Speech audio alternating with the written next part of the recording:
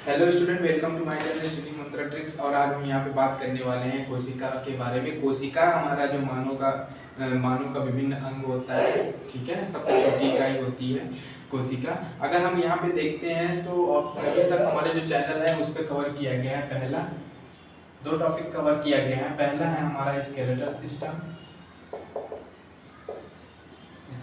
System, जिसमें हम लोगों ने ये देखा है कि जो मानव की 206 हड्डियां हैं वो कहाँ कहाँ पे होती हैं, पूरी रखने की एक कोशिश की है वहाँ पे हमने।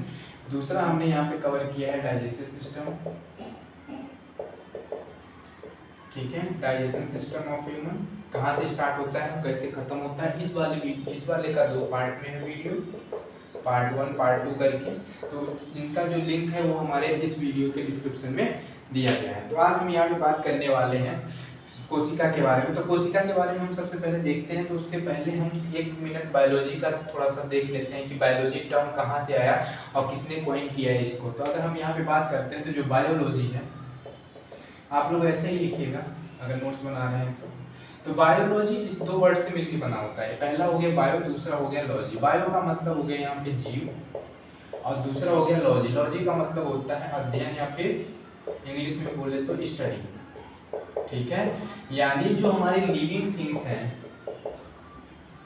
जो जीव हैं, सजीव हैं, उनकी जो स्टडी होती है, जो अध्ययन होता है वो बायोलॉजी कहलाता है। और बायोलॉजी जो टर्म कॉइन किया था, ये किया था अरिस्टोटल ने। किसने?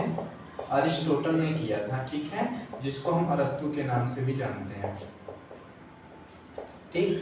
अब देखिए हमारा जो बायोलॉजी है, हम इसको 2 तरीके से अध्ययन करते हैं। 2 तरीके से अध्ययन करने का मतलब हो गया कि बायोलॉजी को हम 2 जगत में अध्ययन करते हैं। सबसे पहले हम देखते हैं यहाँ पे जूलॉजी, दूसरा है हमारा बॉटनी, ठीक। जूलॉजी की अगर बात करें तो हम इसको हिंदी में बोलेंगे जंतु जगत, ऐसे ही बनाइएगा नोट्स। और इसको बोलेंगे हम पादप जगत। तो अब मेन इससे ये क्वेश्चन पूछता है कि जो जंतु जगत है, जंतु जगत का जो हमारा जनक कहा जाता है वो किसे कहा जाता है? तो जंतु जगत का जो जनक है वो भी कौन है? अरस्तु ही है। और दूसरा जो बॉटनी है, इसके जो जनक हैं ये हैं हमारे थियोफ्रेस्टस। याद रखिएगा, ये रेलवे ALP का क्वेश्चन है, थियोफ्रेस्टस। तो बॉटनी के जो हमारे जनक हो गए वो थियोफ्रेस्टस हो गए, और जो जूलॉजी यानी जंतु जगत के हैं वो हमारे अरस्तु हो गए, ठीक। आई होप इतना आपको समझ में आया होगा बायोलॉजी के बारे में, ठीक है।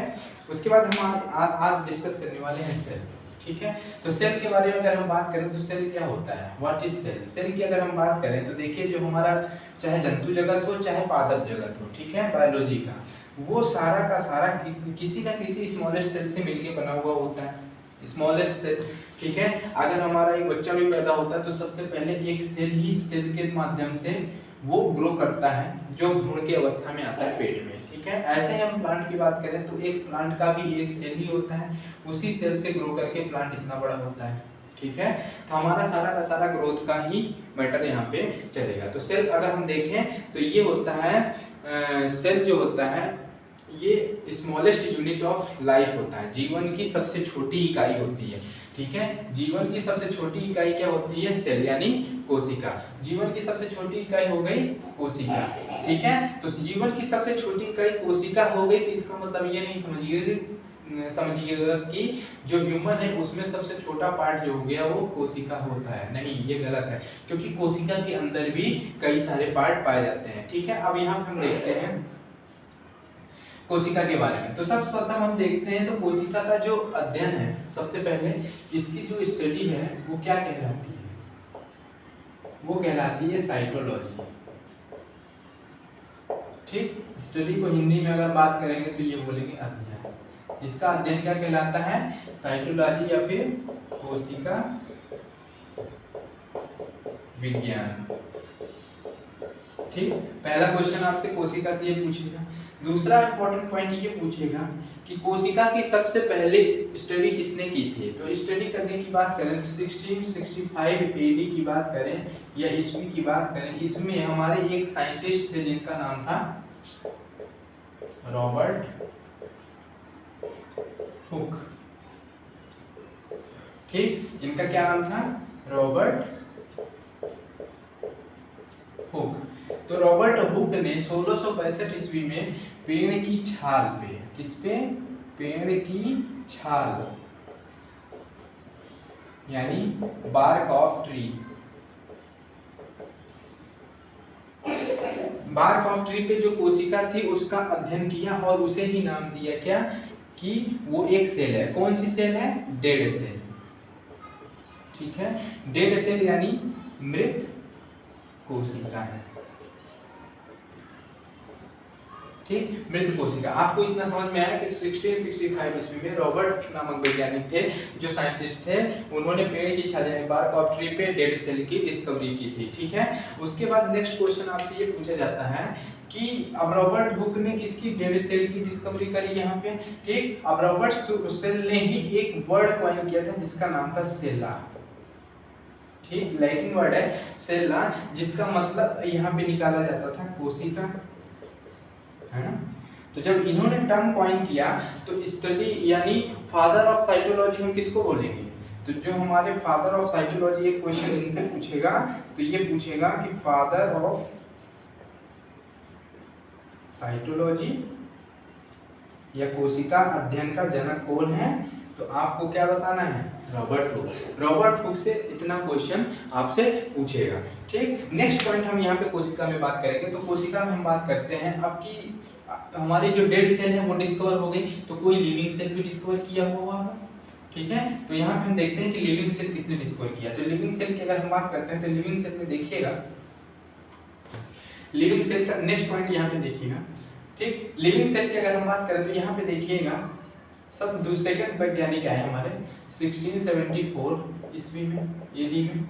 ठीक, इनका नाम था एंटोनी ल्यूवेनहुक, लेकिन हमें उससे पूरा मतलब नहीं है, ल्यूवेनहुक।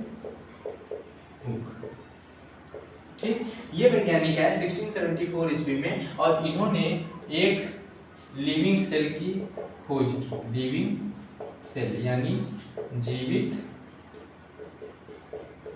कोशिका की खोज की, जीवित कोशिका की खोज की। तो यहाँ पे हम देखते हैं कि जब हमारा ल्यूवेनहुक कौन है? जिन्होंने जीवित कोशिका की खोज की है। ठीक, अब देखिए ल्यूवेनहुक जो है जीवित कोशिका की खोज की, तो वो कोशिका थी क्या? तो वो कोशिका थी बैक्टीरिया, जिसको हिंदी में बोलते हैं जीवाणु। ठीक है, ये जो चीज है ये है हमारी बैक्टीरिया, जिसको हम हिंदी में बोलते हैं जीवाणु। अब देखिए 1674 की ही घटना है। 1674 में क्या हुआ था हमारा? इन्होंने लिविंग सेल खोजा था बैक्टीरिया। तो बैक्टीरिया जब इन्होंने खोजा था तो नामकरण भी बैक्टीरिया का इन्होंने ही किया था। तो जो बैक्टीरिया की स्टडी है वो कहलाती है क्या? बैक्टीरियोलॉजी। बैक्टीरियोलॉजी कहलाती है। ठीक, और यही जो बैक्टीरियोलॉजी है इसका जनक कौन है? तो आपसे पूछेगा तो आप बताएंगे क्या कि बैक्टीरियोलॉजी का जो जनक यानी फादर कौन है? ल्यूवेनहुक। तो बैक्टीरियोलॉजी का फादर कौन है? ल्यूवेनहुक। ठीक है, और साइटोलॉजी का फादर कौन है? हमारे रॉबर्ट हुक, जिन्होंने 1665 में किसकी डेड सेल की डिस्कवरी की थी। ठीक है, अब हम यहाँ पे बात करते हैं कुछ जो इम्पोर्टेंट पार्ट होते हैं कोशिका के, वहां पे हम बात करते हैं। आई होप इतना समझ में आया होगा आप लोगों को। नेक्स्ट अगर हम बात करते हैं तो यहाँ पे हम देखते हैं जो कोशिका होती है उस कोशिका में, अब देखिए डिफरेंट तरीके के क्वेश्चन पूछता है। कैसे पूछता है वो हम यहाँ पे डिस्कस करते हैं। ठीक है, अब देखिए दो तरीके से पूछता है। अगर हम पूरे वर्ल्ड की बात करें, पूरे दुनिया की बात करें, तो नोट पॉइंट करके लिखिएगा। नोट पॉइंट करके पहला लिखिएगा, इसमें नोट पॉइंट करके फर्स्ट लिखिएगा कि जो स्मॉलेस्ट कोशिका होती है, क्या? स्मॉलेस्ट सेल यानी सबसे छोटी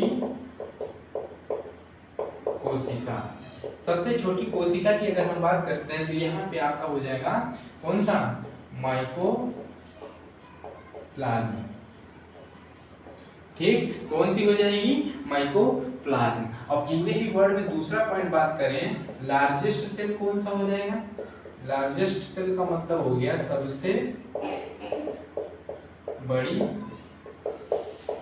कोशिका। इसकी अगर हम बात करें तो ये हो जाएगा हमारा सबसे बड़ी कोशिका की अगर हम बात करें तो आप यहाँ पे जानते होंगे ऑस्ट्रिच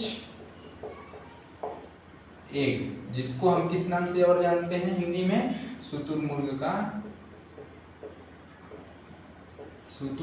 का अंडा। ठीक है, नेक्स्ट अगर हम यहाँ पे बात करते हैं, ये तो हो गया कि पूरे वर्ल्ड का। ठीक, अब ह्यूमन से आपको पूछेगा, अब यहाँ पे कंफ्यूज यही करता है, ह्यूमन का पूछ लेगा और इस तरीके के क्वेश्चन में कंफ्यूज करेगा। तो ह्यूमन से बात करेगा तो सबसे पहला पॉइंट आप याद रखिएगा, जो स्मॉलेस्ट सेल है ह्यूमन का, स्मॉलेस्ट सेल है ह्यूमन का, वो हो जाता है हमारा आरबीसी या फिर स्पर्म। ठीक है, दूसरा अगर हम यहाँ पे बात करें, देखिए एक आएगा लॉन्गेस्ट सेल। लॉन्गेस्ट सेल का मतलब हो गया सबसे लंबा, कंफ्यूज नहीं होइएगा, सबसे लंबी कोशिका। सबसे लंबी कोशिका की अगर हम बात करते हैं तो वो होता है हमारा नर्व सेल। ठीक है, नर्व सेल यानी तंत्रिका कोशिका। यहाँ पे हमारा क्या हो गया, तंत्रिका कोशिका। स्क्रीनशॉट ले लीजिएगा इसका। तो ये लॉन्गेस्ट सेल हमारा क्या है, नर्व सेल, जिसको हम तंत्रिका कोशिका बोलते हैं। ठीक है, थर्ड की अगर हम बात करते हैं, यहाँ पे देखिएगा, आई होप ये नोट कर लिए होंगे आप। थर्ड की बात करते हैं इसमें, तो थर्ड में देखिएगा ह्यूमन वाले में ही थर्ड तीसरा पार्ट पूछता है। एक तो हो गया लॉन्गेस्ट सेल, तो लॉन्गेस्ट सेल हमेशा याद रखिएगा कि नर्व सेल बोला जाता है। और नर्व सेल पाया कहाँ जाता है, तो नर्व सेल पाया जाता है हमारे इस माइंड में यानी ब्रेन में। नर्व सेल हमारा कहाँ पाया जाएगा, न्यूरॉन्स हमारे कहाँ पाए जाते हैं, सारे के सारे ब्रेन में पाए जाते हैं। अब देखो, जो न्यूरॉन सेल होते हैं इसमें सेंट्रोसोम नहीं पाया जाता है, जिसकी वजह से सेल डिवीजन यहाँ पे बहुत कम होता है, जो कि हम सेल डिवीजन वाले पार्ट में देखेंगे। सेल डिवीजन कम होने के कारण हमारे जब सर में कोई चोट लगती है तो जो सिर में या ब्रेन में जो चोट लगती है वो हमारा भर नहीं पाता है, जिसके कारण हमें पुलिस वाले या फिर हमारे जो यातायात परिवहन के जो लोग होते हैं वो हमें हेलमेट पहनने की सलाह देते हैं। तो तीसरा पॉइंट यहाँ पे देखिएगा, पहला हमने स्मॉलेस्ट सेल देखा जो कि आरबीसी या फिर स्पर्म होता है ह्यूमन का, और सेकंड हमारा लॉन्गेस्ट सेल की बात करें तो नर्व सेल यानी तंत्रिका कोशिका होती है। ठीक, थर्ड की अगर हम बात करें यहाँ पे तो होता है लार्जेस्ट सेल। लार्जेस्ट सेल की बात करें तो लार्जेस्ट सेल हमारा ह्यूमन में क्या होता है, यहाँ पे ओवम एग या फिर अंडाशय, किसका, ओवम एग ऑफ वोमेन। ठीक है, वोमेन का ओवम एग जो होता है वो लार्जेस्ट सेल होता है। ठीक है, सबसे बड़ा सेल होता है। तो सबसे लॉन्गेस्ट कौन सा होता है, नर्व सेल, और स्मॉलेस्ट सेल कौन सा होता है, आरबीसी या फिर स्पर्म। ठीक है, तो नर्व सेल हमारा कहाँ पाया जाता है, ब्रेन में पाया जाता है, जिसकी वजह से वहाँ पे सेल डिवीजन नहीं होता है क्योंकि इसमें सेंट्रोसोम की मात्रा बहुत कम होती है। ठीक है, और हम उसमें देखेंगे कि हमारे ब्रेन में ग्लियल सेल भी पाया जाता है। ग्लियल सेल जो कि रिस्पॉन्सिबल होता है हमारे ब्रेन ट्यूमर वगैरह होने में, क्योंकि सेल डिवीजन होता है तभी तो वहाँ पे कुछ ना कुछ तो कैंसर होता है। ठीक है, उसके बाद हम यहाँ पे देखते हैं नेक्स्ट पार्ट, यहाँ पे पूरा हम सेल का स्ट्रक्चर देखते हैं कि सेल का स्ट्रक्चर कैसे होता है। यहाँ पे देखते हैं सेल का स्ट्रक्चर। तो सेल का स्ट्रक्चर देखने से पहले आप यहाँ पे ये देखिएगा, आप लोगों ने एक देखा होगा एग, अगर एग को बीच से काट दे तो जो उसका पार्ट होता है वो कुछ इस प्रकार से दिखता है। जब आप बीच से काट देंगे एक को तो ये कुछ इस प्रकार से दिखता है, और ये ऊपर वाला जो पार्ट होता है इसी को हम बोलते हैं सेल वॉल, कोशिका भित्ति के नाम से जानते हैं। ठीक है, नेक्स्ट अगर हम यहाँ पे बात करते हैं तो नेक्स्ट अगर यहाँ पे बात करिएगा तो इसके जस्ट ऊपर हमारा एक लेयर होती है, डॉटेड लाइन से हम शो कर रहे हैं। ठीक, ये जो होता है ये हमारा होता है सेल मेम्ब्रेन बोलते हैं। क्या बोलते हैं इसको, इसको बोलते हैं सेल मेम्ब्रेन, इसको बोलते हैं सेल मेम्ब्रेन। तो अगर हम यहाँ पे बात करते हैं तो देखिए जो सेल वॉल है ये हमारा सिर्फ और सिर्फ प्रेजेंट होगा किसमें, सेल वॉल सिर्फ और सिर्फ प्रेजेंट होगा हमारा प्लांट में। किसके में, प्लांट में ही होगा। एनिमल में सेल वॉल कहीं पे भी नहीं पाया जाता है, ठीक है। सेल वॉल की हम अलग से ही स्टडी करेंगे।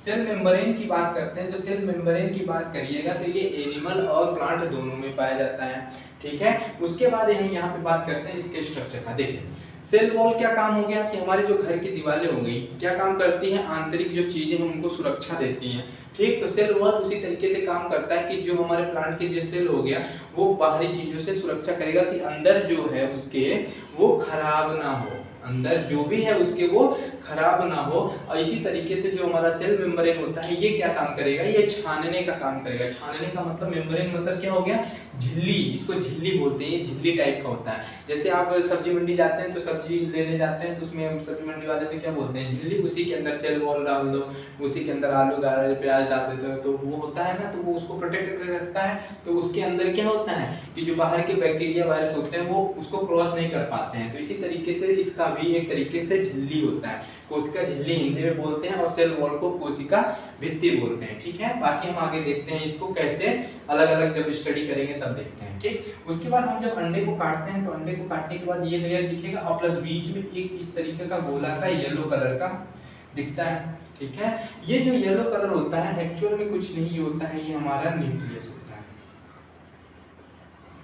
न्यूक्लियस होता है, ठीक है। अब हम न्यूक्लियस का जब स्टडी करेंगे तो न्यूक्लियस के अंदर न्यूक्लियाई होता है, हम उसको यहाँ पे देखेंगे कैसे डीएनए वगैरह पाया जाता है, ठीक। अब यहाँ पे आप ये देखिएगा कि इसके अंदर जो है एक लिक्विड पाया जाएगा, किसके अंदर, सेल के अंदर, ठीक। अब जो लिक्विड होता है सेल के अंदर ये क्या काम करेगा, सेल को फुला के रखने का काम करेगा। जैसे बैलून्स के अंदर हम हवा भरते हैं तो हवा क्या काम करता है, वो सेल को फुला के रखता है, ठीक है। अब देखिए ये जो लिक्विड है इसको हम बोलेंगे क्या, साइटोप्लाज्म। क्या बोलेंगे, साइटोप्लाज्म,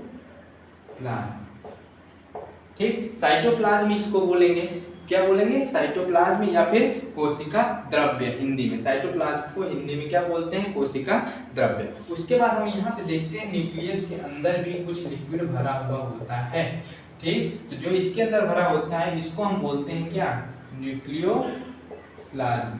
क्या बोलते हैं, न्यूक्लियोप्लाज्म यानी केंद्रक द्रव्य। अब देखिए जब हम इन दोनों को मिला देंगे, साइटोप्लाज्म और न्यूक्लियोप्लाज्म को मिला देंगे तो एक नया टर्म बन जाएगा जिसको हम बोलते हैं प्रोटोप्लाज्म। क्या बोलते हैं, प्रोटोप्लाज्म, जिसको हम हिंदी में बोलते हैं जीव द्रव्य।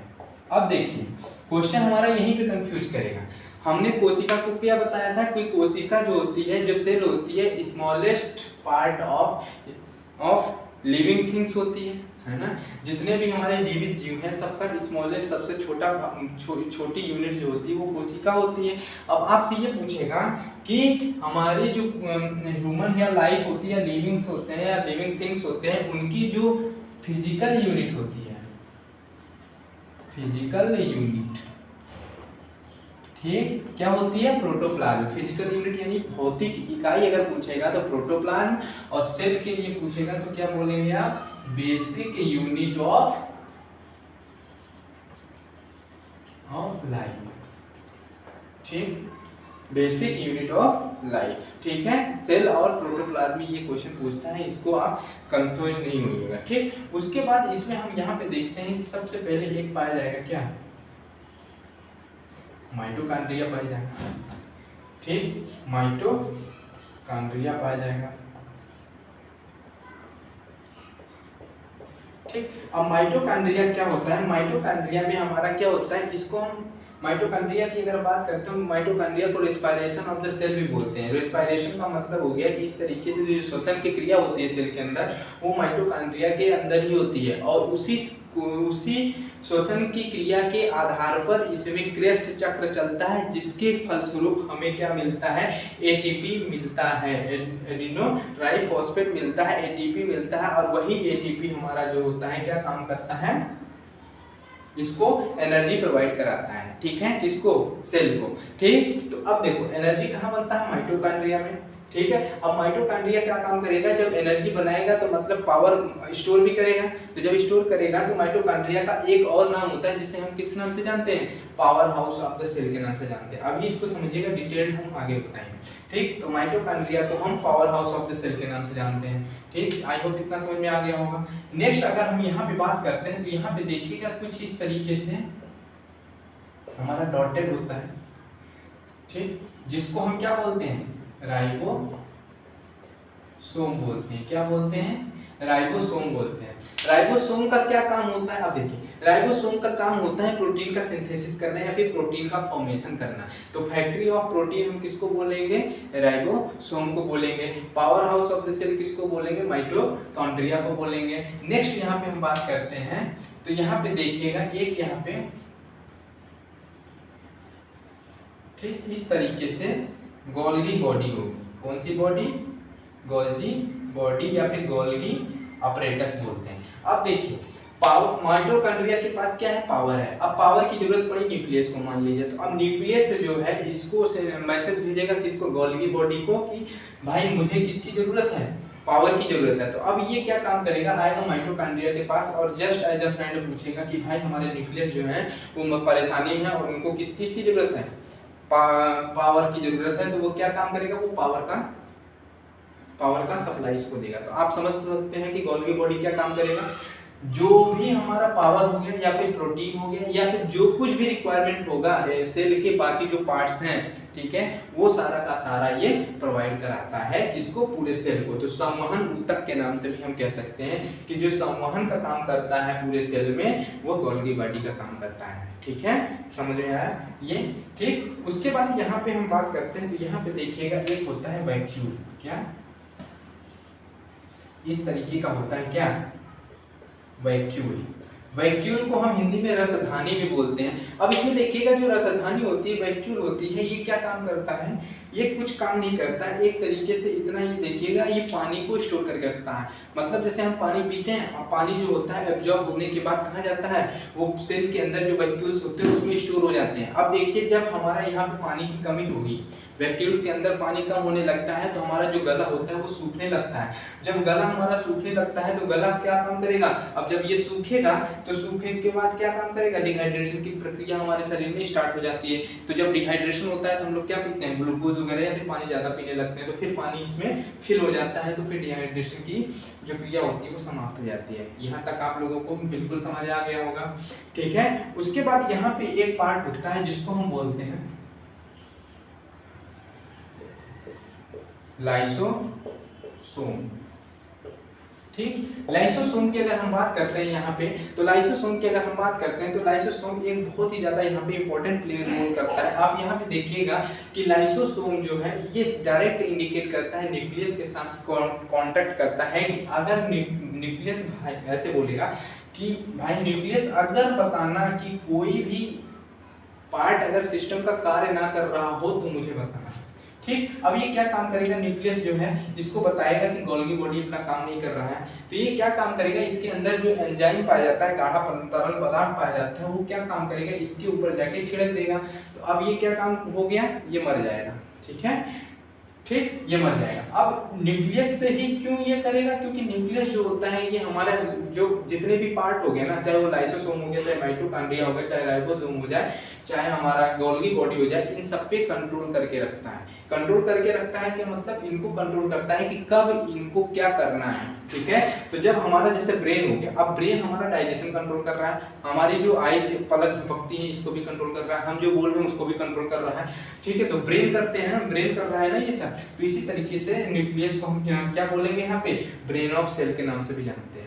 सेल का यानी कोशिका का मस्तिष्क के नाम से किसको जानते हैं, न्यूक्लियस को जानते हैं, ठीक। अब लाइसोसोम क्या काम करेगा, इसके साथ कंपेयर करेगा और कांटेक्ट करेगा, और जैसे ही कोई काम नहीं कर रहा होगा उसके ऊपर जाके अपना जो एंजाइम है वो छिड़क देगा। आई होप यहाँ तक समझ में आया होगा आप लोगों को, ठीक है। अब मान लो कोई काम नहीं कर रहा है, ये भी काम नहीं कर रहा है, ये भी काम नहीं कर रहा है, ये भी काम नहीं कर रहा है, और न्यूक्लियस खुद काम नहीं कर रहा है, तो ये क्या काम करेगा, ये फ्रस्ट्रेट हो जाएगा। मतलब आप देखिए कि आपके पड़ोस में आपके घर में आपको कोई नहीं सुन रहा है, ठीक है। तो आप क्या करेंगे, आप एकदम हतोत्साहित हो जाएंगे, तो आप सुसाइड करने का सोचते हैं। उसी तरीके से ये भी क्या काम करेगा, सुसाइड करने का सोचेगा और सुसाइड कर लेगा। सुसाइड जब कर लेगा तो ये फट जाएगा बीच से, और जो इसके अंदर हमारे जो एंजाइम्स होते हैं वो पूरे के पूरे साइटोप्लाज्म में फैल जाएंगे, जिसकी वजह से क्या होगा कि पूरी की पूरी कोशिका डेड हो जाएगी।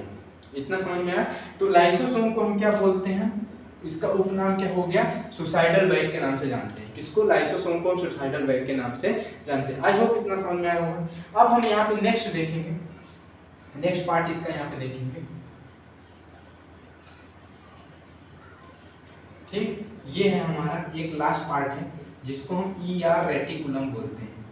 ER रेटिकुलम या फिर एंडोप्लाज्मिक रेटिकुलम, अंतःप्रदव्य जालिका, एंडोप्लाज्मिक रेटिकुलम। ठीक है, अंतःप्रदव्य जालिका। जैसे हमारे मानव के अंदर क्या है, मानव के अंदर हमारी जो स्केलेटल है वो क्या काम कर रहा है, एक बेस प्रोवाइड करा रहा है। मैं यहाँ खड़ा होकर आपको स्टडी करा पा रहा हूँ ये सारी चीजें, तो ये क्या कर रहा हूँ मैं, ये हमारी जो बोन्स है, हमारी जो स्केलेटल है हमको सपोर्ट कर रहा है, हमको एक बेस प्रोवाइड करा रहा है, तो हम ये करा पा रहे हैं। ऐसे ही हमारा एंडोप्लाज्मिक रेटिकुलम क्या है, ये इस तरीके का एक भाग होता है, एक संरचना होती है जो कि पूरे के पूरे कोशिका में फैली हुई होती है। एंडोप्लाज्मिक रेटिकुलम को हम किस नाम से जानते हैं, इसीलिए कोशिका का कंकाल तंत्र के नाम से जानते हैं।